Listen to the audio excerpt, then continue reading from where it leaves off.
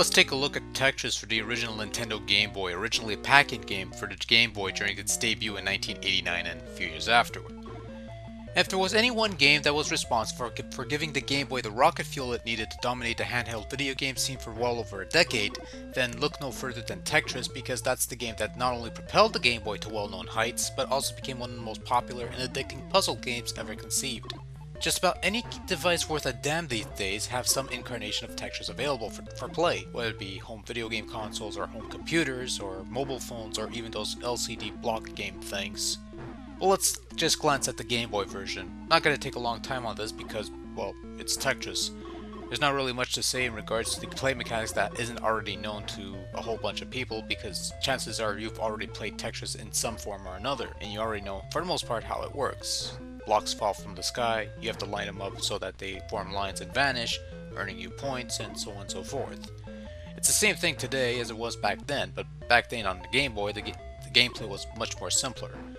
There are no ghost options in the Game Boy version, no hold function. The hard drop ability apparent from earlier PC and Famicom iterations that were later implemented to the more recent versions of Tetris was not implemented in this Game Boy version. And all the gimmick modes from modern incarnations of Tetris, such as Flash Tetris, Ice Tetris, Super Soaker, Absorbent Freshmaker Tetris, those unique modes have yet to be conceived by the time this version came out. Instead, you only had two play modes. A-Type, the ongoing marathon mode, where block speed increases every 10 lines or so. Or you have B-Type, where you determine the speed of blocks as well as the height of garbage blocks to challenge your ability to clear 25 blocks.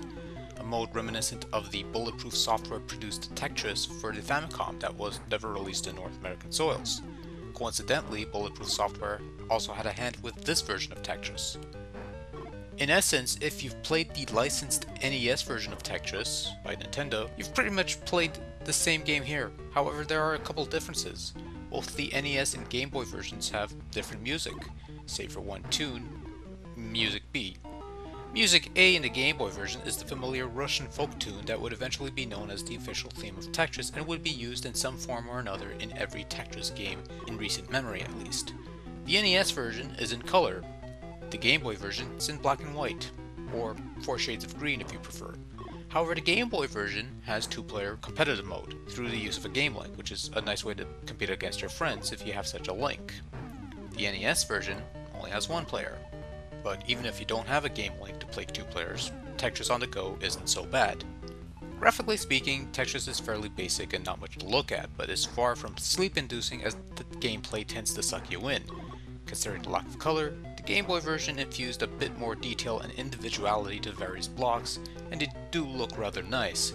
Sound-wise, well, like I said, there's a different set of music on the Game Boy version from the NES counterpart, and for the most part, it's all up to personal preference what you prefer in regards to the musical selections, but for the most part, the Game Boy version sounds quite nice. Overall, there's not much to say about Tetris. It's a classic game, an addicting puzzle game, and this classic Game Boy iteration is as fun to play today as it was back in the day. It's pretty cheap to find these days, so if you have a Game Boy and don't have a copy of Tetris, do yourself a favor and track down a copy. It's good fun.